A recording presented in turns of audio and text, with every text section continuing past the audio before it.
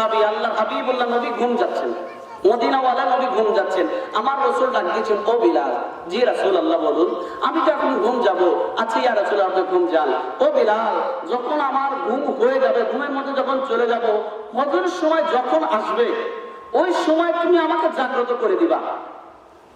এখনো কাজা নামাজের সিস্টেম আমার আল্লাহ চালু করেন নাই। ও বিলাল, তুমি আমাকে জাগ্রত করে দিও। বিলাল কয়, ইয়া রাসূলুল্লাহ মাফ চাই, আমি পারবো না। আমার নবী কয়, কেন বিলাল, কেন তুমি আমাকে ডাকবে? অসুবিধা কি? তুমি তো মুয়াজ্জিন, তুমি তো সকলকে ডাকবে, আমাকে ডাকতে তোমার অসুবিধা কোথায়? বিলাল কয়, ইয়া রাসূলুল্লাহ, যে নবী ঘুম চাইলে ওযু নষ্ট হয় না, আপনি ঘুমাইলে কি ওযু যায়? ওযু যায় না বাবা। আমি মনে করি মুহাবর ইমাম ঘুমাইছি, আমারও কি যাবে? সকলের কি যায়? কিন্তু রাসূল বলে, আমি যতই ঘুমাই আমার চক্ষু নিদ্রা যায়, অন্তর নিদ্রা যায় না। আমার রাসূলের ঘুম নাই। রাসূল ঘুম থেকে উঠেও নামাজ পড়ান। রাসূলের ঘুমের মধ্যে আমার আল্লাহ ওহী প্রেরণ করেন। জোরে হবে মারহাবা। বিলাল কয়, ইয়া রাসূলুল্লাহ, আপনি ঘুম যান, আপনার ওযু নষ্ট হয় না। ঘুমের মধ্যে আমার আল্লাহ আপনাকে ওহী প্রেরণ করেন। আমার আল্লাহর সাথে আপনার ঘুমের মধ্যে গভীর সম্পর্ক থাকে। ওই নবী সকালবেলা জাগ্রত হতে পারবে না, ওই নবীকে আমি বিলাল ডাকতে পারবো না। গো নবী, আমার দ্বারা সম্ভব নয়। আমার নবী চলে গেলেন মা আয়েশা সিদ্দিকা রাদিয়াল্লাহু তাআলা আনহার কাছে। ও বিবি আয়েশা সিদ্দিকা গো, আমি তো ঘুম যাচ্ছি, ঘুম যাচ্ছি, ঘুম যাচ্ছি। একই হাদিস বাদান সকলে পরে বোঝার মধ্যে বাদান তারতম্য। আমার রাসূল সকালে উঠতে পারবে না, আমার আল্লাহ বিধান চালু করবেন কাজা নামাজের। আমার নবী পূর্বে থেকেই জানা, পূর্বে থেকেই জানেন। এই জন্য রাসূলের সহধর্মিনীকে বলে, আয়েশা গো, আমাকে তুমি ফজরের সময় জাগ্রত করে দিও। উচ্চ আওয়াজে কি বাদান বলা যায় না? একবার বাবা মারহাবা। আমার নবী ডাক দিতে, আয়েশা, আপনার বিবি আয়েশা রে, আমি তো ঘুমের মধ্যে চলে যাচ্ছি, ঘুমের মধ্যে চলে যাচ্ছি। তুমি আমাকে সকাল হওয়ার পূর্বে তুমি আমাকে সুন্দর করে ফজর নামাজ রক্তের মধ্যে ডাকিয়ে দিবা। আয়েশা কয়, ইয়া রাসূলুল্লাহ, ইয়া হাবিবাল্লাহ, নবী গো, আদম থেকে শুরু করে ঈসা রূহুল্লাহ পর্যন্ত প্রত্যেকটা নবীর দরবারে আমার আল্লাহ জিবরাইলকে প্রেরণ করেন। কাউকে একবার, কাউকে দুইবার, কাউকে পাঁচবার, কাউকে সাতবার। সর্বোচ্চ আমার আল্লাহ জিবরিলকে প্রেরণ করেছেন, আমার রব্বুল আলামিন প্রেরণ করেছেন 40 বার, 40 বার, 40 বার। আপনার 63 বছর জিন্দেগিতে আমার রব্বুল আলামিন এক নয়, দুই নয়, 24,000 বার জিবরাইলকে আপনার দরবারে আমার আল্লাহ প্রেরণ করেছেন। উচ্চ আওয়াজে বলতে হয় বাবা মারহাবা। ইয়া রাসূলুল্লাহ, ইয়া হাবিবাল্লাহ, নবী গো, আমি আয়েশা সিদ্দিকা সম্ভব নয়, সম্ভব নয়। আপনি নবী ঘুম যাবেন, আপনাকে জাগ্রত করে নামাজ পড়াবো, এটা আমার দ্বারা সম্ভব নয়। আমি পারবো না গো নবী, আমি পারবো না। আমার হাবিবুল্লাহ নবী সুন্দর করে ইশরার নামাজ আনতে আল্লাহ রাব্বুল আলামিনের ধ্যানের মধ্যে, ঘুমের মধ্যে চলে গেলেন। রে বাবা, গভীর মনোযোগ রে বাবা। আমার নবী ঘুম যাচ্ছেন, ঘুম যাচ্ছেন, ঘুম যাচ্ছেন। এদিকে ফজর রক্ত হয়ে গেল, আমার নবী ঘুম থেকে জাগ্রত হলেন না। এরপরে ফজর রক্তের পরে সূর্য উঠে গেল।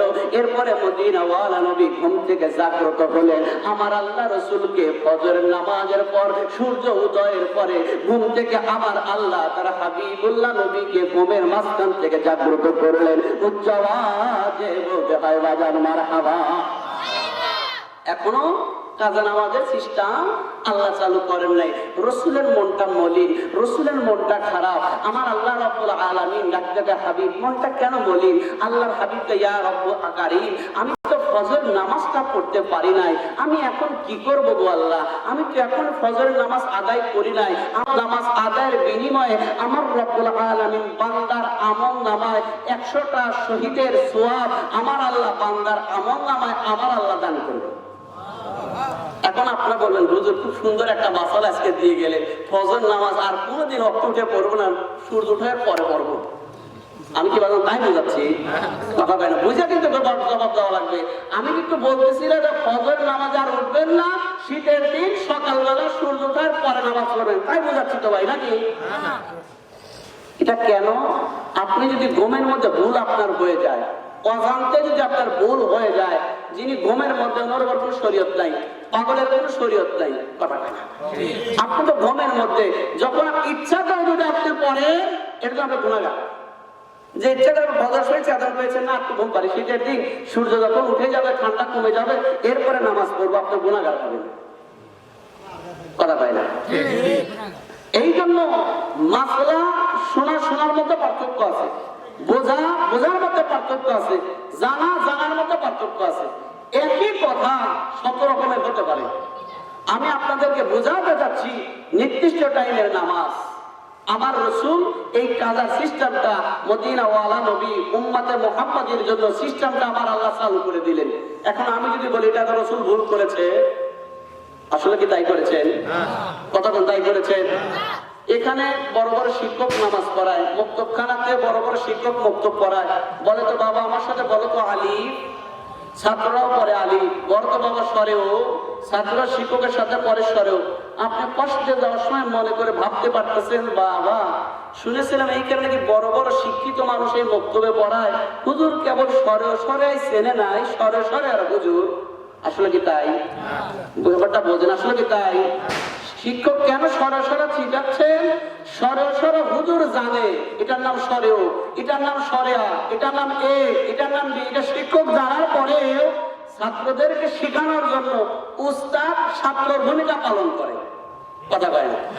বলো বাবা আমার সাথে সরেও, সব ছাত্র পরে সরেও। উস্তাদ বলে যে বাবা পড়ো আমার সাথে আলিফ, সকলে পরে আলিফ। এখন আপনি যদি বাহিরে থেকে মন্তব্য করেন এত বড় শিক্ষক হয়ে কেবল আলিফ বা পড়ে, আসলে কি আপনার মন্তব্যটা ঠিক হবে? উনি নিজের জন্য পড়ে না, উস্তাদ ছাত্রদেরকে শিক্ষা দেওয়ার জন্য পড়ে। রাসূল নিজের জন্য পড়ে না, গোটা জাতিকে শিক্ষা দেওয়ার জন্য রাসূলের সিস্টেমটা আমার আল্লাহ চালু করে দেয়। রাসূল যদি না করতেন জীবনে কোনোদিন কাজা আমাদের সিস্টেম করতেন না, কথা কয় না। এখন সেইটাকে যদি আপনি মনে করেন রাসূল ভুল করেছে, আপনার মতো আহাম্মক এই গাছে গ্রামে আর নাই, যেরকম বাবা কথা ঠিক কিনা? প্রত্যেকটা জিনিস হিসাব করতে হবে। রাসূল হচ্ছেন শিক্ষক। রাসূল বলেন আনা বুইস্তুকুম মুআল্লিমান, আমি শিক্ষক হয়ে দুনিয়াটাই প্রেরিত হয়েছি। কোন বান্দা যদি শিক্ষকের ভুল ধরে, ওই ভুল ধরাটা হবে কার? আস্তে কর না, কার? আমার রাসূলের শিক্ষক স্বয়ং আমার আল্লাহ। কোন বান্দা যদি রাসূলের ভুল ধরে, এই ভুলটা স্বয়ং আমার আল্লাহর ভুল ধরা হবে। কোন বান্দা যদি রাসূলের কোন এদিক সেদিক কিলকাল করে, এটা স্বয়ং আমার আল্লাহর কিলকাল করা হবে। আর বান্দা যখন আমার আল্লাহর ব্যাপারে সন্দেহমূলক কোন কথা বলে, বান্দার আর ঈমান থাকে না, আমল নষ্ট হয়ে যায়, কথা কয় না। ঈমান থাকা অবস্থায় বান্দার যদি আমল এদিক সেদিক হয়ে যায়, যখন বান্দার ঈমানটা নষ্ট হয়ে যায়। এই জন্য রাসূল হচ্ছে কি ঈমান। রাসূল কি? কথা বলেন, রাসূল কি? আমি নবী না চিনিলাম, কি যে ভুল করিলাম। আমি নবী না চিনিলাম, কি যে ভুল করিলাম।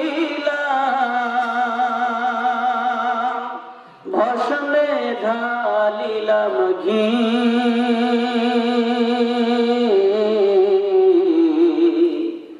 মানুষ হইয়া ভবেতে আসিয়া,